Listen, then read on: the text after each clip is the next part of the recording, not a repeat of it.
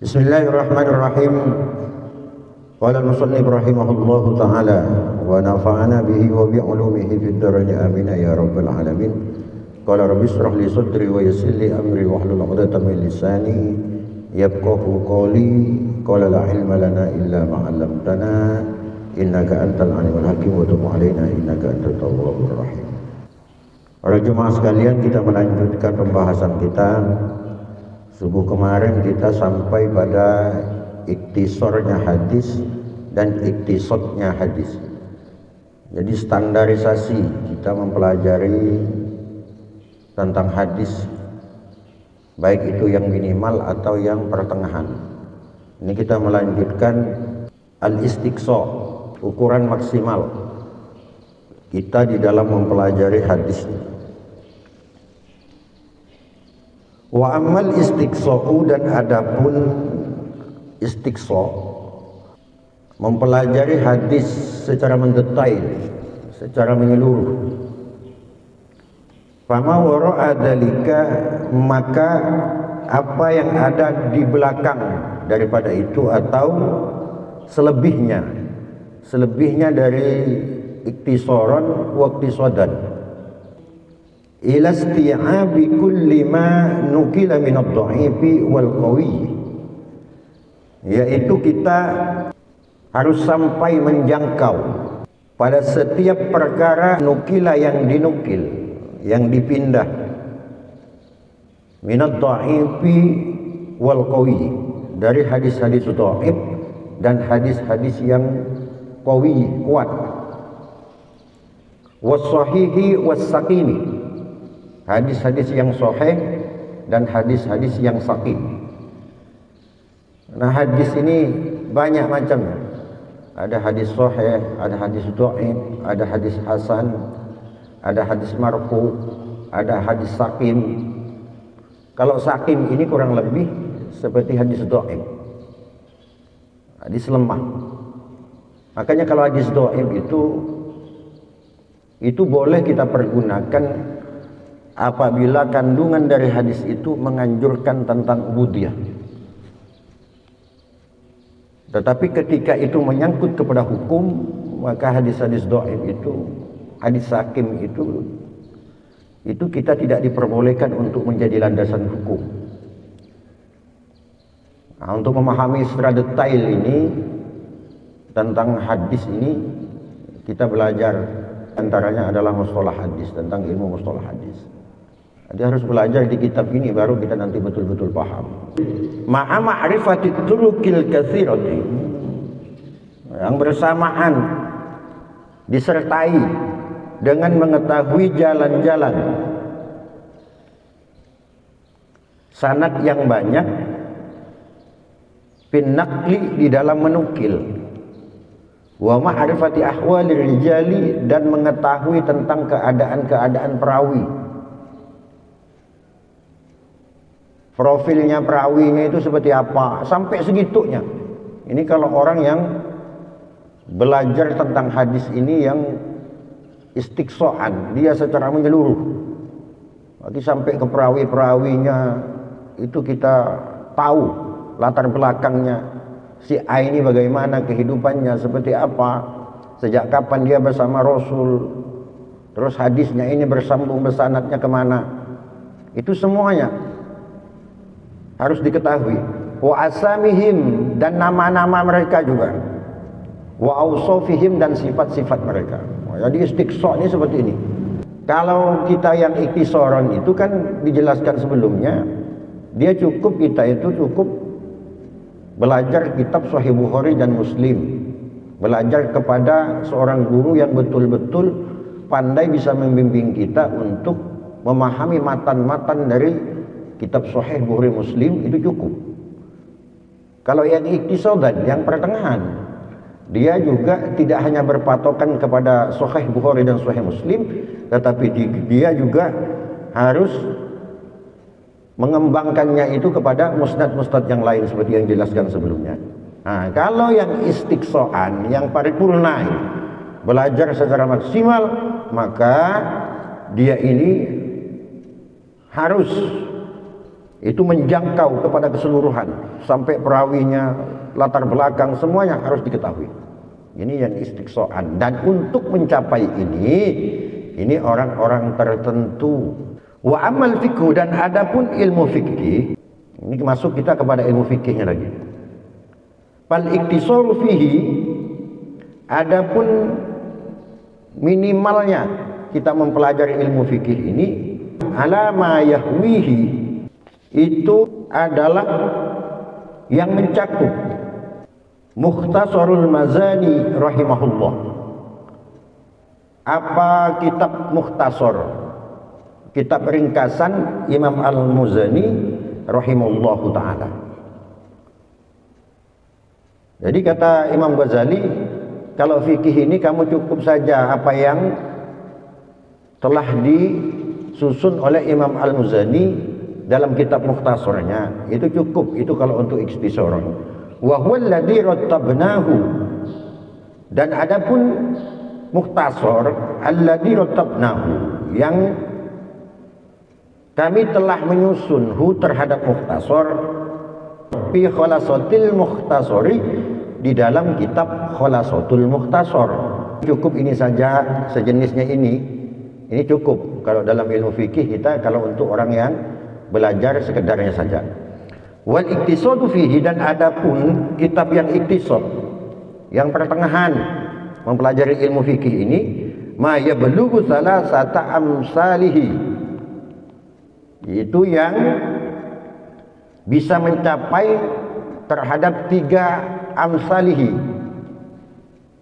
3 semisalnya atau 3 kali lipat dari kitab Mukhtasar ini, harus bisa mencapai seperti itu. Itu baru kita kelas pertengahan di dalam memahami kitab-kitab fikih. Wa huwa, dan adapun iktisad yang dimaksud di dalam ilmu fikih ini, al-qadrul ladzi awradnahu, yaitu kadar, ukuran, alladzi yang awradnahu, kami telah memaparkan terhadap alladzi fil wasiti minal madhabi, di dalam kitab al-wasitu minal madhab. Jadi nama kitabnya ini, kalau ini diantaranya ya, banyak, ini hanya dicontohkan oleh Imam Ghazali. Ini contoh kitabnya itu kalau yang iktisadan, yang pertengahan. Wal istiqsa'u, dan adapun kitab fikih bagi orang yang ingin pelajari secara detail, secara menyeluruh sampai ke puncaknya, ma awradnahu fil basiti, itu apa-apa yang telah kami menguraikan terhadapnya itu fil basiti, di dalam kitab al-basit. Ila ma wara'a dzalika, terhadap apa-apa yang setelahnya dari itu yang dimaksud, atau selebihnya dari ini,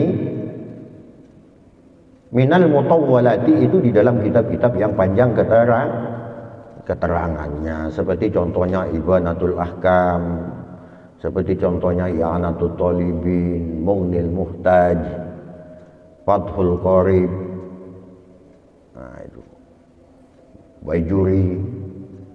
Itu termasuk kitab-kitab fikih yang sudah mencapai kepada istiqsoan gitu. Itu yang fikih. Selanjutnya kita masuk kepada tentang ilmu kalam. Ini pembagiannya ini ya. Pembagian minimal, pertengahan, dan puncak dari kita mempelajari. Wa amal kalamu, dan adapun ilmu kalam, fa maksuduhu, maka adapun maksud dari ilmu kalam, himayatul mu'taqidatil lati naqalaha ahlus sunnati minas salafis sholihi la ghaira. Fa maksuduhu, maka maksudnya kalam itu adalah himayatul mu'taqidati, menjaga akidah-akidah atau ilmu-ilmu yang dinukil oleh para salafus sholihin, yang ilmu-ilmu itu ada takarannya. Allati naqalaha, itu yang telah dinukil yang telah menukil terhadap himayatul mu'taqidat. Siapa ahlus sunnati, ahli sunnah, yaitu salafus sholihin, yang dimaksud itu minal salafis sholih, dari kaum salafus sholihin, la ghairu, bukan yang lain. Jadi kalau terkhusus pada kalam, ilmu kalam ini adalah orang-orang yang mampu menjaga terhadap ilmu kalam itu adalah kaum salafus sholihin. Makanya kalau tauhid ini, ilmu tauhid ini, itu banyak kitabnya itu, dari yang paling kecil sampai yang paling besar. Sebagai contoh saya ambil yang paling kecil misalnya. Tetapi meskipun kecil tapi kandungannya begitu luar biasa, namanya kitab Jawahirul Kalamiyah. Di dalam kitab Jawahirul Kalamiyah ini pembahasannya begitu mendalam di sana. Meskipun kitabnya tipis saja, tipis kitabnya. Kalau kita beli di toko kitab itu paling cuma 20.000 atau 30.000. Tetapi dari 30.000 harga kitab itu, ketika Anda bisa menguasai isinya, meskipun tidak mungkin kita sampai menjadi orang yang begitu pandai, tetapi kita sudah tahu di sana. Sebagai contoh, isinya di dalam kitab Jawahirul Kalamiyah itu apa? Itu menjawab tentang masalahnya Nabi Adam dan Siti Hawa. Nabi Adam ini yang kan itu kan nabi. Kalau yang nama nabi ini pasti dimaksum, pasti dia dijaga oleh Allah dari perbuatan dosa. Nah, terus pertanyaannya, kenapa Nabi Adam itu, kalau memang dia seorang nabi dan nabi itu dimaksum, dijaga dari perbuatan dosa, tapi kenapa dia melanggar larangan Allah? Wala taqraba hadhihi syajaratah fatakuna minadh dhalimin. Jangan kau dekati Adam, pohon ini, pohon khuldi ini. Fatakuna minadh dhalimin. Maka ada kami ini minadh dhalimin, dari orang yang zalim. Tetapi dilanggar oleh Nabi Adam. Nah, itu sebenarnya gimana? Ada kontradiktif. Maka di situ dijelaskan di dalam kitab itu. Ternyata Nabi Adam melanggar larangan Allah memakan buah khuldi ini dengan istrinya Siti Hawa.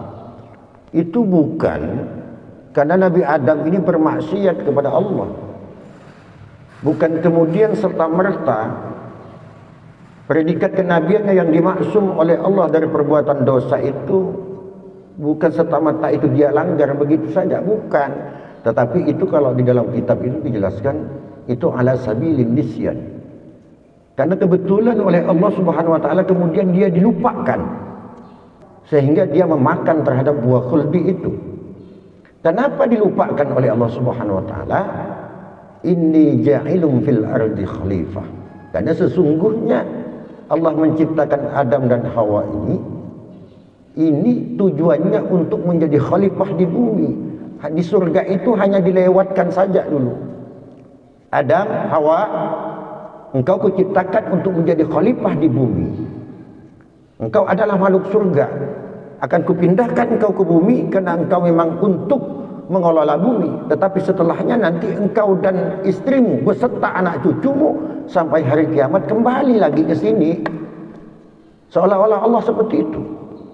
Maka dilupakan oleh Allah Nabi Adam itu sehingga memakan buah khuldi. Itu gambaran isi kitab tentang tauhid ini, tentang ilmu kalam ini. Seperti itu. Makanya kita tidak bisa mempelajari disiplin ilmu itu hanya satu, tidak bisa. Kalau ingin alim tidak bisa cuma satu. Jadi kita belajar Al-Quran, belajar mengartikan isi Al-Quran. Jadi seperti apa yang saya sampaikan tadi itu, kalau cuma diartikan secara harfiah saja, kacau nanti itu semua, kacau. Maka untuk menjadi seorang yang alim, yang faqih di dalam agama itu tidak gampang. Menghafal Quran itu kata Allah ringan. Lebih mudah menghafal Quran daripada orang yang faqih di dalam agama, yang alim di dalam ilmu. Padahal orang hafal Quran ini, itu kata hadis, di dalam hadis dijelaskan, orang yang hafiz Quran dan yang hafiz Quran itu tidak riya, maka dia bisa menyelamatkan 10 dari anggota keluarganya yang masuk neraka, itu bisa diselamatkan oleh dia. Itu orang yang hafal Quran. Tetapi di dalam penjelasan yang lain lagi, kalau orang yang faqih, yang alim di dalam ilmu agama, itu bukan 10 tapi 30 satu riwayat, yang satu riwayat lagi mengatakan itu 70 yang bisa diselamatkan keluarganya dari api neraka. Jauh perbandingannya, jauh. Orang hafalkan Quran ini mudah sebenarnya. Walaqad yassarnal Qur'ana lidzikr. Sesungguhnya Allah memudahkan kepada Al-Quran itu untuk diingat, untuk dihafal. Tapi mau jadi orang alim, tidak mungkin Anda hanya 5 tahun, 6 tahun kemudian jadi orang alim, ngaji, tidak bisa. Ngafalkan Quran 1 tahun, 2 tahun, 3 tahun, itu insya Allah sudah hafal. Nah, itu perbedaannya itu ya. Itu perbedaannya. Nah, kejadilah kalian ini orang-orang yang menjadi penyelamat untuk keluarga kalian. Caranya dengan belajar yang benar, belajar yang sungguh-sungguh, agar nanti kalian itu bisa memberi syafaat kepada keluarga-keluarganya. Itu pentingnya kita ngaji. Di samping untuk kita sendiri, tapi juga bisa untuk keluarganya. Wa ma wara'a dzalika talabun likashfi haqa'iqil umuri min ghairi tariqihi. Dan apa yang ada setelahnya dari hal itu tolabun, itu dalam rangka menuntut likashfi haqa'iqil umuri, untuk menyingkap hakikat dari segala sesuatu yang tidak berada pada koridor yang semestinya. Itu yang dimaksud di sini. Jadi tidak berada di jalan yang lumrah. Ini udah tingkatannya,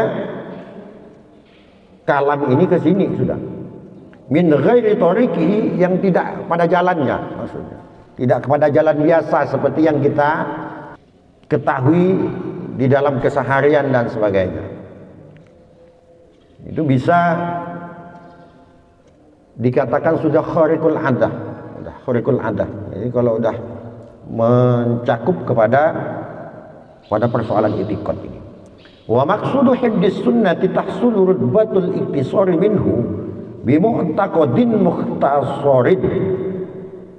Dan adapun maksud menghafalkan sunnah, tahsulu itu bisa menghasilkan rutbatul iktisari, bisa menghasilkan rutbatul iktisari, runutan atau urutan-urutan al-iktisar, minhu darinya, bimu'taqadin mukhtasarin, dengan keyakinan-keyakinan yang diringkas.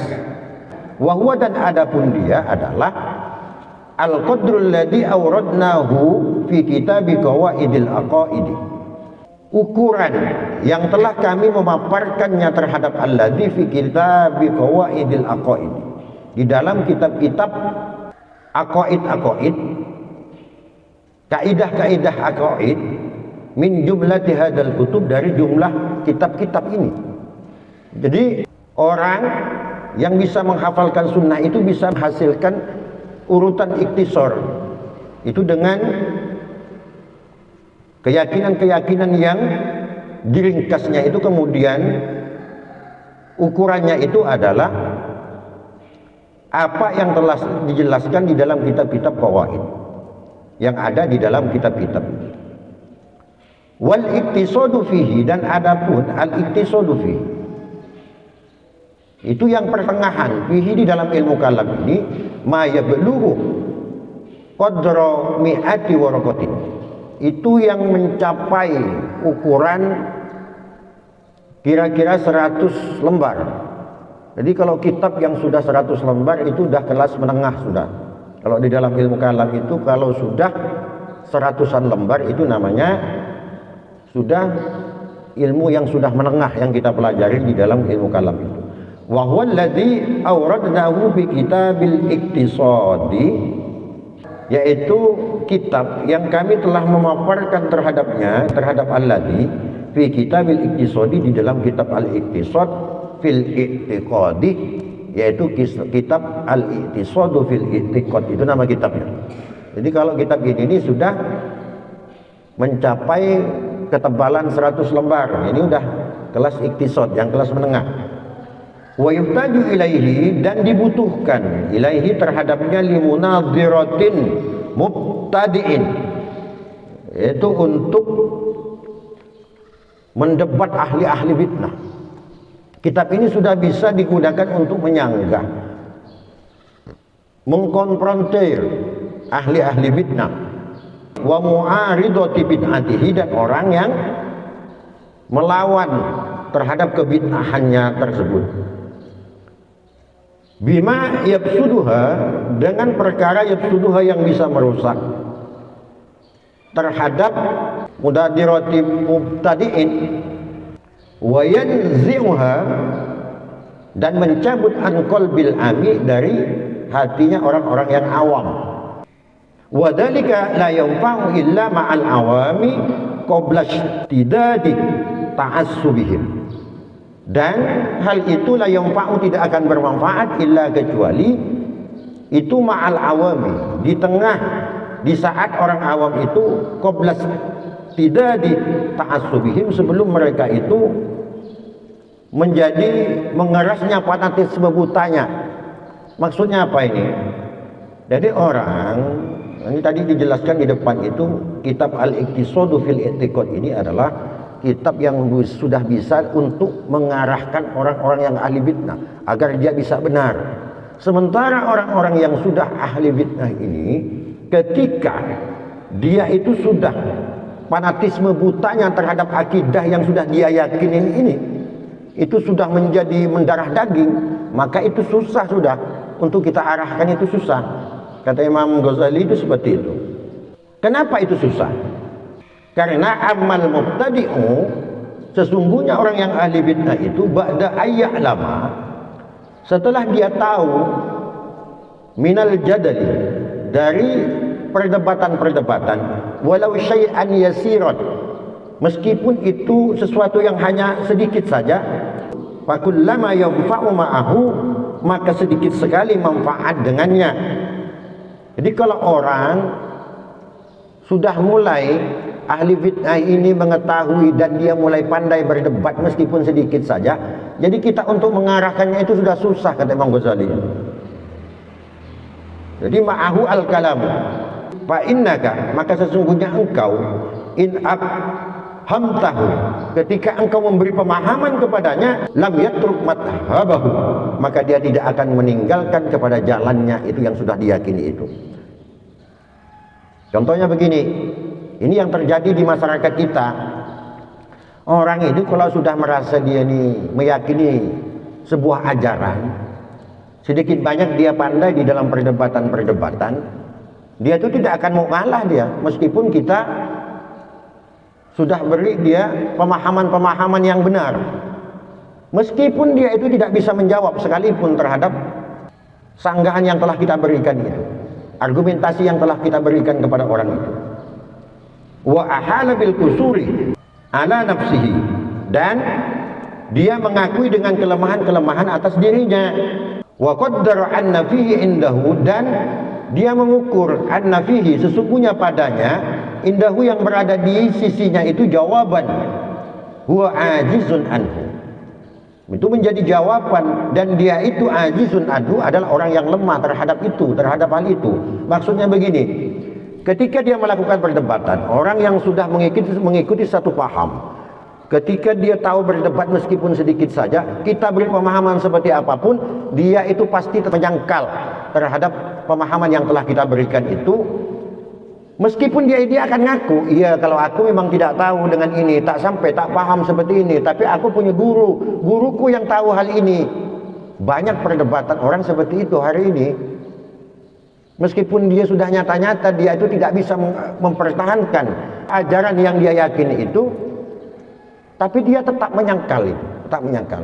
Inilah bahayanya orang itu meyakini sebuah keyakinan, meyakini sebuah ajaran, apalagi itu hal-hal yang bid'ah, hal-hal yang tidak diperbolehkan di dalam agama, terus dia itu sedikit banyak itu memahami dan bisa berdebat di dalam sebuah ilmu, maka sulit sudah dia itu untuk bisa kita arahkan. Maka yang terbaik itu adalah jangan sampai mereka itu kemudian paham ajaran yang mereka yakini itu jangan sampai mendarah daging pada dirinya. Ketika muncul langsung kita arahkan, kita beri pemahaman, baru itu bisa. Kalau dia sudah mendarah daging itu sudah sulit. Ini sebenarnya secara tersirat dari Imam Ghazali ini ingin mengajarkan kepada kita semua bahwa ketika ada penyimpangan ajaran agama, maka sebelum itu semakin banyak, sebelum pengikutnya semakin banyak, sebelum pemahaman kesesatan itu semakin mendarah daging di dalam dirinya, harus secepatnya kita beri pemahaman, harus secepatnya kita berantas, gitu maksudnya. Wa innama anta mulabbisun bi quwwatil mujadalati alaihi. Dan sesungguhnya kamu mulabbisun itu merancukan bi quwwatil mujadalati, dengan kekuatan mujadalah alaihi atasnya. Jadi kalau berdebat dengan orang yang seperti itu, kita yang banyak itu sudah sia-sia. Makanya kalau ada penyakit, ketika penyakit itu baru muncul, cepat cegah. Ketika ada pemahaman sesat, ketika pemahaman sesat itu muncul, langsung kita berantas. Itu yang benar, kata Imam Ghazali. Jangan sampai ajaran yang tidak benar itu, ajaran bid'ah yang dilarang oleh agama itu, yang dipahami oleh seseorang itu kita biarkan, kemudian dia semakin meyakini sampai menjadi darah daging. Ketika telah menjadi darah daging, itu sudah menjadi kesulitan bagi kita untuk memberi pemahaman, mengarahkan kepadanya. Begitu maksudnya ini. Untuk nanti subuh yang akan datang, insyaallah kita akan lanjut kepada wa amal amiyu ida surifa anil haqqi binau ijtalib. Jadi selanjutnya itu nanti sampai di sini kita untuk subuh ini. Subhanallah wa bihamdihi, subhanakallahumma wa bihamdika, asyhadu an la ilaha illa anta, astaghfiruka wa atubu ilaik. Li khamsatun nuti biha aral wabail hatima al-mustafa wal murtada wabnahuma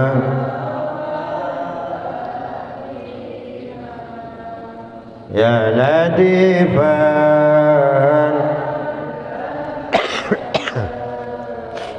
ultum bina fima nazal innaka la ikun lam tazal ultum bina wal muslimin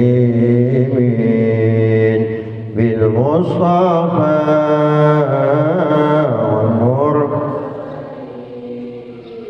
wal anbiya ajma'in wa alihim wa tabi'in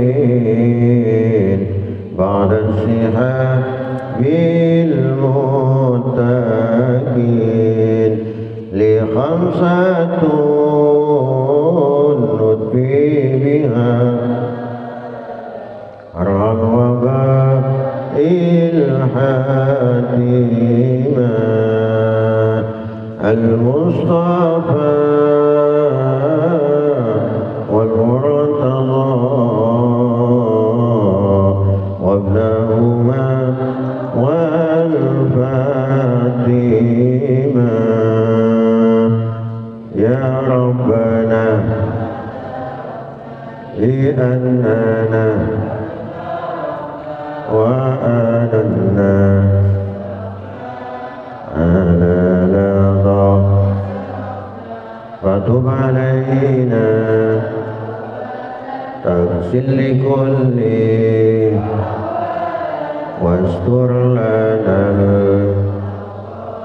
وآمين. للروعات واغفر لوالدينا ربي ومولودنا والآل ولي وسائر وكل ذي محبة أو صوبا والمسلمين أجمعين ربي أسمع فضلا وجودا منا لك باكتساب منا بالمصطفى الرسول يرضى بكل صولي صلى وسلم ربي عليه عبد الحب وآله وصحبه عدد تصيصه وآله